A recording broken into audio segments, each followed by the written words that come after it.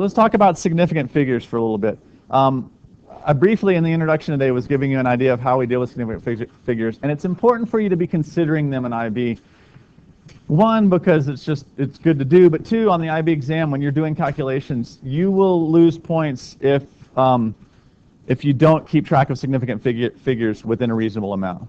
They give you a range of plus or minus 1, like if the answer is supposed to have 4 significant digits, and you give an answer with 3, 4, or 5, you're okay. But if you go to 6, 7, or 8, no, they're going to take points off. Okay, so we'll talk about that a little bit. But essentially, when we do things in physics and when we take measurements, the reason we deal with significant digits is because when you take a measurement, you can know something pretty darn well up to a point, and then you're going to estimate the last digit. Those are all significant. Anything else is irrelevant. Okay, anything else is just holding a decimal place. So if I measured the length of something and I know it's 24 centimeters, okay, I know it's 24 centimeters because the device I'm using is measured just in centimeters, but I can estimate that it's about 24.6. This last digit is an estimate.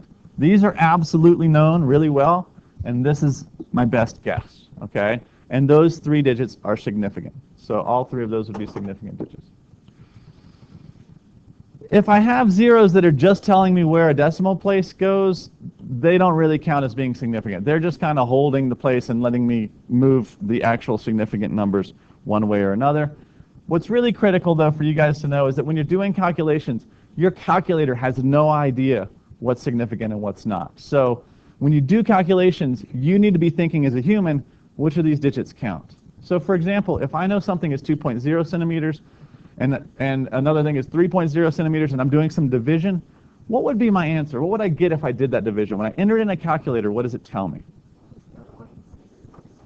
Okay, so in a calculator, when I enter it, it says 0.6666666 forever. But what is the correct answer? 0.67. Okay, these are, they don't count. They don't matter, because notice that I only have 2 significant digits here. So I really only know 2 significant digits. So my correct answer would be 0.67. And everything else is irrelevant. Only. So scientific notation is what we were just talking about. Generally speaking, hopefully you're familiar with it. It's writing numbers in a format where you start with the first number between 1 and 10, and then you multiply it by some power of 10. Scientific notation is nice for a couple reasons. One, it allows us to write really big and really small numbers very easily. 2, it allows us to know what digits are significant very easily.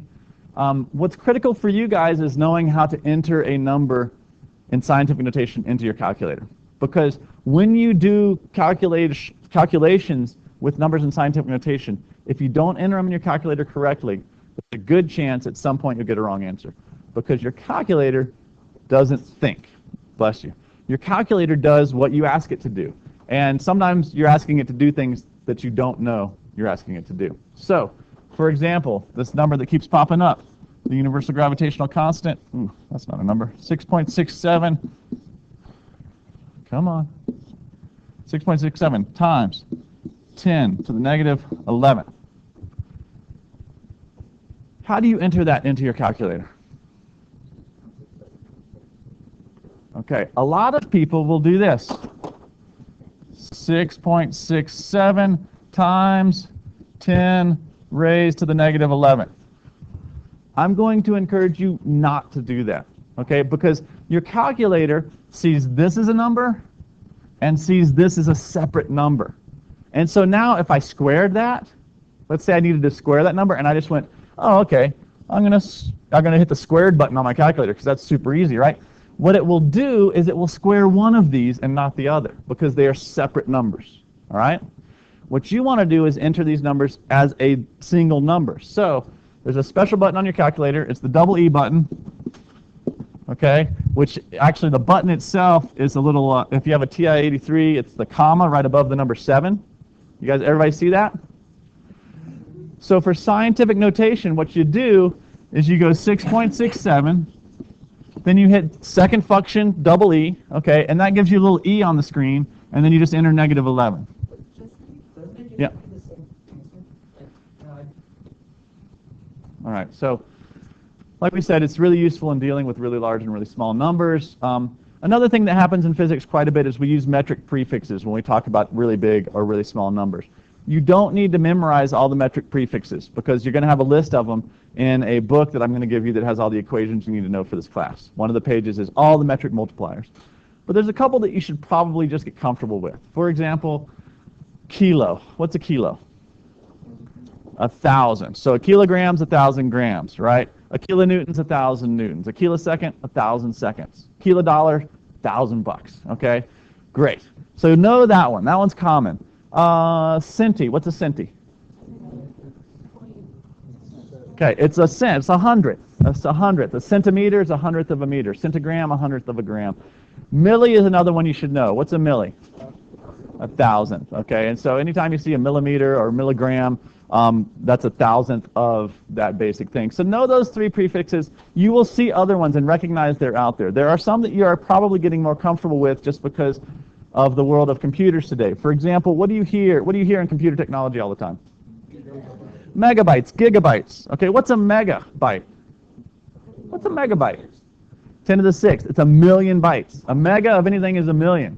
Megabucks are pretty sweet. Okay, it's a lot. What's a giga? A billion. It's 1,000 million. It's a billion. So a gigabyte's 1,000 megabytes. And terabytes are kind of the newest thing that you guys are going to start getting, terabyte memory on your computers, which is 1,000 billion bytes. Okay, it's ridiculous. When I was a kid, I know. Okay, so unit standards in the SI system. In physics, as with all sciences, we basically try to do things in a universal way so we can communicate with other people all over the world. And the universal system that we use here in the States, we call it the metric system, but in IB, they call it the SI system. Does anybody know what SI stands for? International system, but it's French, so it's Système International. Okay, so it's French. So it's the international system of measuring things, and it's something that we all use. And so in physics, we have certain things that we measure that we call fundamental quantities. These are the basic things that we use to measure, and we base everything else on. So what's the fundamental or the SI unit that we use to measure for length? The meter. How about for mass? You would think it would be grams. Now this is one that's kind of weird. The grams are so small that we actually use the kilogram as the fundamental unit. Okay, just be aware of that one. That's the only one that's 1,000 things. What's the fundamental unit for time? Seconds. How about temperature? Kelvin or Celsius. Either of those is fine for temperature. Those are called fundamental units. They are the basis for other things. When we start measuring other stuff that is a combination of these kind of units, we call those derived units, derived quantities. For example, acceleration, and this is not negative, it's just a bullet. Acceleration, when we measure the acceleration of something, we measure it in meters per second squared. Meters per second squared. Meters are fundamental, seconds are fundamental, meters per second squared are derived. Also recognize that normally you guys would probably write meters per second squared like this. In IB, they write it like this. Okay? It's a little bit confusing at first, but it actually becomes less confusing when you'll see. There's times when it makes more sense. So just recognize that that's what it means. So, for example, this, what would that be? Meters per second. That's how we measure velocity. How about that? Kilogram meter per second squared, which is also known as a Newton. A Newton. Okay, so we'll talk about all these, but those are derived quantities. So understand the difference between derived and fundamental quantities. That's okay. Okay, so we talked about how we do arithmetic with uncertainties. You also need to consider how to do arithmetic with significant digits, and keep that in mind when you're doing things. When you're multiplying or dividing, it's pretty darn easy. The number that has the numbers that you start with, look at which one has the least number of significant digits, and that's what your answer should be. So, as a real simple example, if I have 2.0 and I multiply it by 3.046782145, what's my answer going to be? 6 point, whatever this, I'm going to call that 0, and then I'm going to get all these other numbers out here. Do they count? No, forget about them. My least number of significant digits that I started with was 2. Therefore, my answer will be 2. Okay, so 6.0. That's pretty darn easy. All right? Yeah. When you're adding or subtracting, it's a little bit trickier, but it's really not that bad. When you're adding or subtracting, what matters is the place of the significant digits. Okay, it's hard to explain with words. So let me show you as an example. So if I go 1.0 plus 2.12 plus 3.047. Okay, I'm adding all these up. So I get 7, I get 6, 1.6, right? Okay. Notice that this number, the number 3, I know all the way out to the 1,000th, right? This one I only know to the 100th, and this one I only know to the 10th. My least precise value is this one, the 10th spot. Therefore, my answer should only be to the 10th. Right, when you're adding or subtracting. When you're multiplying or dividing, it just depends on the number of significant digits. But when you're adding or subtracting, it depends on the least precise place. You should know how to convert units. I think you've done a lot of that in chemistry when you were doing stoichiometry and stuff like that. And I encourage you not to try to do it in your head, but to actually write it down and use conversion factors when you're doing that. Everybody fairly comfortable with that? Should we give a practice run at it, or you all right with it? Yeah? Okay. I'd rather be doing the lab today anyway. So, for example, you should be able to figure out how many seconds old you are, or how many inches away the sun is if you knew it was 93 million miles, or how many grams you weigh if you knew the conversion factor between pounds to grams or kilograms and things like that. So being able to convert will be helpful, and we will practice it. And I think you have some homework to do it as well. Let me know if you're having issues with it. Trigonometry for this class is fairly prevalent, and the trigonometry that you need to feel comfortable with is kind of the basic right angle trig. SOHCAHTOA, sine, cosine, and tangent. Have you all taken trig at some point in your lives? Had exposure to it? Quick review if you're not remembering. What does it mean to have a right triangle? You've got a 90-degree angle in there. Okay, that's where sine, cosine, and tangent works really well. And if we have an angle theta, we define the sides of the triangle relative to that angle. The longest angle of the triangle, what do we call that? Hypotenuse. What do we call the side across from the angle? Opposite. And the side next to the angle? Adjacent. Okay, great. So this whole SOHCAHTOA thing, everybody can say that, but not everybody necessarily knows what they're talking about, so hopefully you do. What this means is that the sine of my angle is equal to the opposite side of the triangle, whatever the length of that side is, divided by the hypotenuse, whatever the length of that hypotenuse is. Okay? Sine is opposite divided by hypotenuse. Cosine of my angle is adjacent divided by hypotenuse, and tangent of that angle is opposite divided by adjacent. This will allow us to solve a lot of things in physics, and you will use it quite regularly, recognizing that we're dealing with sides of triangles.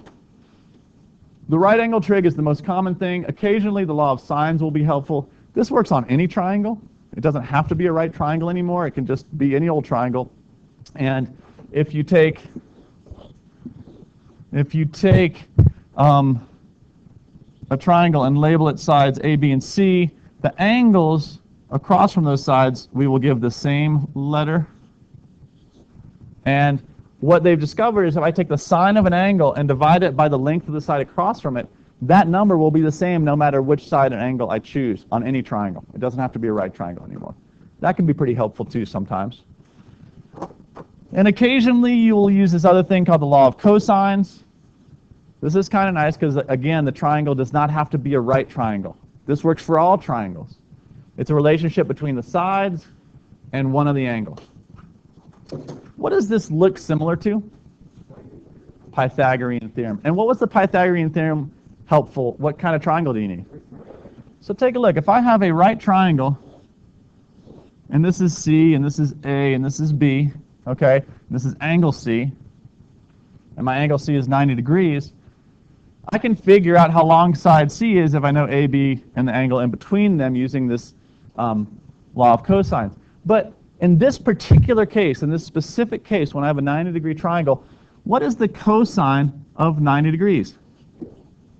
1. Oh, is it 1? Is it 0? Zero? 0. So cosine of 90 is 0, and 0 times anything is 0, and something minus 0 is just that thing, okay? So then we have the Pythagorean theorem. So the law of cosines is the Pythagorean theorem, or actually the Pythagorean theorem is the law of cosines in one special instance. Law of cosines is much more universal because you don't have to have a right triangle. You can use this for any triangle you want, and it'll work.